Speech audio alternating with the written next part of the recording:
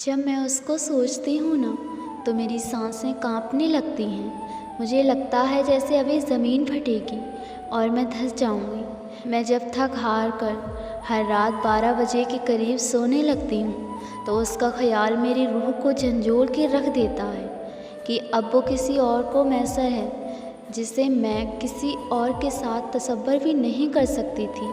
फिर मैं सिर्फ़ ये सोचकर खामोश हो जाती हूँ कि मैंने उसकी खुशी की दुआ मांगी थी। मेरी ख्वाहिश थी कि वो हमेशा खुश रहे। ये ज़रूरी तो नहीं कि वो खुशी मेरे साथ ही हो, लेकिन सबसे तकलीफ़ वो टाइम तब होता है जब सुबह रोज़ाना मेरी आँख खुलने से पहले वो मेरे ख़्यालों में आ जाता है। फिर तकरीबन 1 घंटा दीवारों की तरफ देखते हुए तो मैं सोचती रहती हूँ कि पता नहीं कैसा होगा, खुश भी होगा या नहीं। पता नहीं अब रूठ जाए तो उसे कोई मनाता भी होगा या नहीं। पता नहीं किसी को उस बात का अंदाज़ा भी है या नहीं कि वो कितना हसास है। पता नहीं किसी को मालूम है या नहीं कि उसके मूड को कैसे ठीक किया जाता है। पता नहीं अब कोई उसके नखरे उठाता भी होगा या नहीं। पता नहीं किस हाल में होगा। और फिर 1 घंटा उसको सोचने के बाद जो आखिरी अल्फाज मेरी ज़ुबान से उसके लिए निकलते हैं वो ये कि खुदा करे जिधर भी हो खुश हूँ। उसके बाद मैं उठती हूँ और ख़ुद को घर के कामों में मसरूफ़ कर लेती हूँ, लेकिन सारा दिन उसके ख़यालों को दिमाग से नहीं निकाल पाती।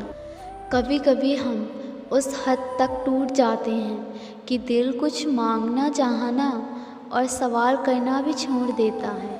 उसकी धड़कन भी महसूस नहीं होती।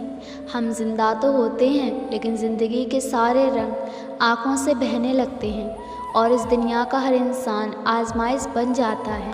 खुदा खामोश होता है और हमारे कान बस उसी के कुन की आस में लगे होते हैं। यकीन डगमगाने लगता है और निगाहें आसमान पर जम जाती हैं। बसबसे घेर लेते हैं और इंसान मायूस होने लगता है।